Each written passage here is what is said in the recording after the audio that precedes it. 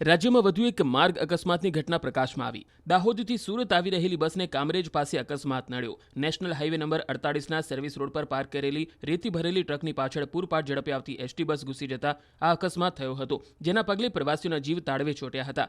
મહત્વનું છે કે બનાવ અંગેની જાણ થતાં જ આસપાસના લોકો ઘટના સ્થળે દોડી આવ્યા, તો બીજી તરફ કામરેજ ફાયર બ્રિગેડની ટીમ તથા સુરત જિલ્લા ટ્રાફિક પોલીસની ટીમ પણ ઘટના સ્થળે આવી પહોંચી હતી। ટ્રક અને એસટી બસ વચ્ચેની ટક્કર એટલી ભયાનક હતી કે બસનું પતરું ફાડીને ફસાઈ ગયેલા પેસેન્જરને બહાર કાઢવો પડ્યો હતો।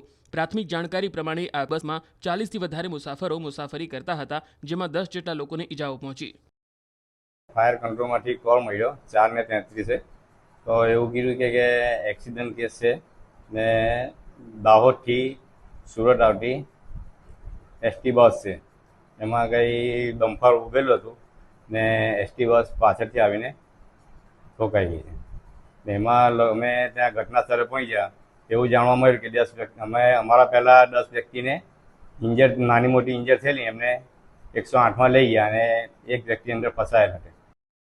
રાજ્યમાં વધુ એક માર્ગ અકસ્માતની ઘટના પ્રકાશમાં આવી। દાહોદથી સુરત આવી રહેલી બસને કામરેજ પાસે અકસ્માત નડ્યો। નેશનલ હાઈવે નંબર 48ના સર્વિસ રોડ પર પાર્ક કરેલી રેતી ભરેલી ટ્રકની પાછળ પૂરપાટ ઝડપે આવતી એસટી બસ ઘૂસી જતા આ અકસ્માત થયો હતો, જેના પગલે પ્રવાસીઓના જીવ તાળવે ચોંટ્યા હતા। મહત્વનું છે કે બનાવ અંગેની જાણ થતાં જ આસપાસના લોકો ઘટના સ્થળે દોડી આવ્યા, તો બીજી તરફ કામરેજ ફાયર બ્રિગેડની ટીમ તથા સુરત જિલ્લા ટ્રાફિક પોલીસની ટીમ પણ ઘટના સ્થળે આવી પહોંચી હતી। ટ્રક અને એસટી બસ વચ્ચેની ટક્કર એટલી ભયાનક હતી કે બસનું પતરું ફાડીને ફસાઈ ગયેલા પેસેન્જરને બહાર કાઢવો પડ્યો હતો।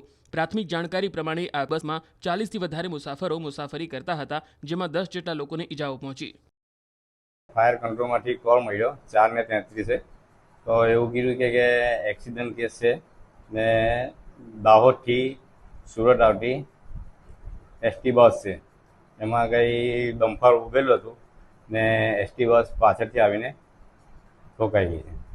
ને એમાં અમે ત્યાં ઘટના સ્થળે પહોંચ્યા, એવું જાણવા મળ્યું કે 10 વ્યક્તિ અમારા પહેલાં 10 વ્યક્તિને નાની મોટી ઇન્જર થયેલી, એમને 108માં લઈ ગયા અને એક વ્યક્તિ અંદર ફસાયેલ હતા। રાજ્યમાં વધુ એક માર્ગ અકસ્માતની ઘટના પ્રકાશમાં આવી। દાહોદથી સુરત આવી રહેલી બસને કામરેજ પાસે અકસ્માત નડ્યો।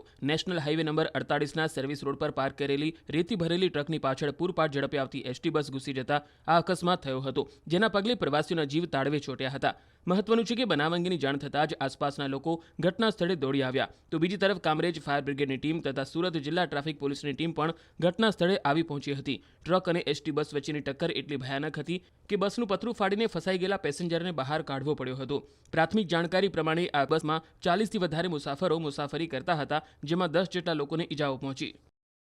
ફાયર કંટ્રોલમાંથી કોલ મળ્યો 4:33 તો એવું કીધું કે એક્સિડન્ટ કેસ છે ને દાહોદથી સુરત આવતી એસટી બસ છે, એમાં કંઈ ડમ્પર ઊભેલું હતું ને એસટી બસ પાછળથી આવીને ઠોકાઈ ગઈ છે।